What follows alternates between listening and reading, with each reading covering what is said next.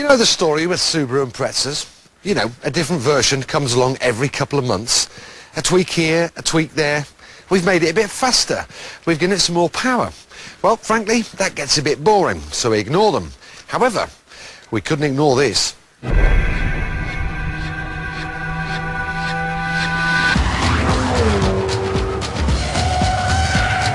Like a high-tech piece of rock, it has the right names written throughout it.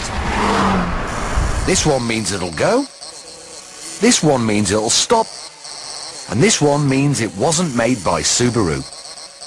It's a Litchfield Type 25. Ian Litchfield is a bloke who's been importing Subarus for the past 10 years, and now he's tuning them rather well. He can put one of these Type 25s on the road for 40 grand.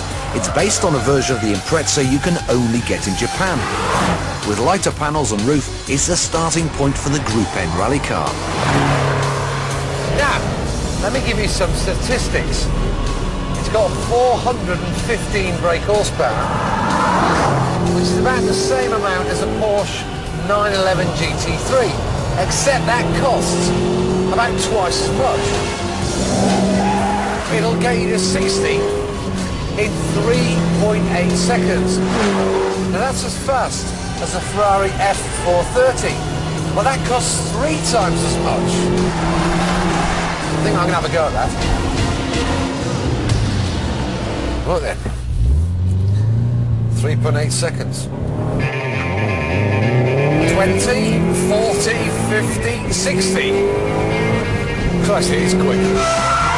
The top speed is quoted as being 175 miles an hour. It is astonishing performance per pound. So how have they made it so quick? Well, every little bit of the 2.5 litre engine has been improved, from a one-off turbocharger to a bespoke exhaust. But here's the key. Everything is designed to look as original as possible. They didn't want a tacky engine bay that looks like it's been designed by a lottery winner. Now, pretty much all highly tuned turbo cars have lots of lag, and this is very good. So let's give it a true on-road kind of test. Let's get 4th gear, 3,000 revs, and give it some. There's a little bit of lag there, but it's pretty good. Now, not all the go faster bits are in the engine bay. Litchfield have completely redesigned the suspension. Different springs, anti-roll bars, and these trick dampers. These gold knobs at the back can increase or decrease the stiffness of the damper both in bump and rebound. Upshot is you can make the car more reactive or less. Trick stuff. It's race car technology, but it doesn't mean this is a car just for racing drivers. Your granny can drive it quick. Now, one of the amazing things about Subaru and about Mitsubishi Evos is they are incredibly easy to drive quickly from A to B. They're very sure-footed, they give you lots of confidence. And if I'm honest, this is even easier again.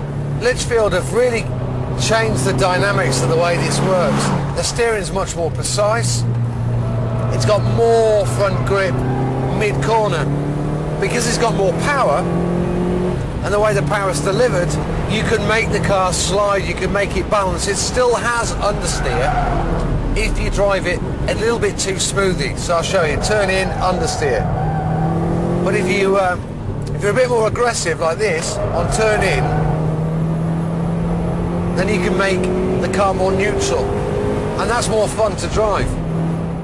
What impresses me most is that this isn't just a boy racer's fantasy. It's not a hardcore stripped-out racer. It's got climate control and electric windows. It's got 4 doors and a boot, for heaven's sake. And if you want, they'll supply it in a dark colour, with a subtle spoiler and more soundproofing for those who want to keep a low profile. The handful of cars that have been sold tend to belong to supercar owners who want something more practical for their garage. The irony is, this is probably the quickest thing they own.